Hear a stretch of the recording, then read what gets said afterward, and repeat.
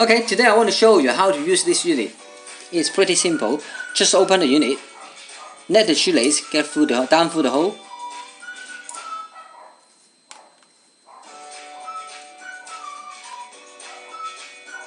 Oh, do the same on the other side. Okay. Make sure the shoelace is flat in here, then we can close it. Okay. For the balance shoelace, we can put it in the last hole to locate the unit. If you want to locate the unit in little bit front, then you can left the last hole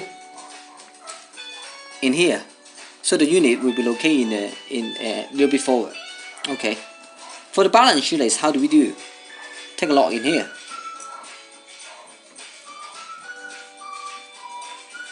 Okay. And then cut it. The left hand side shoes is already cut. Okay. I will show you two different methods. One is you can put the knot behind the shoe turns and then wear it. Okay.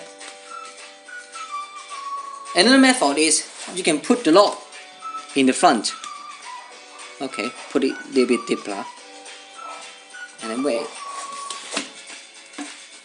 Okay, that is. Okay.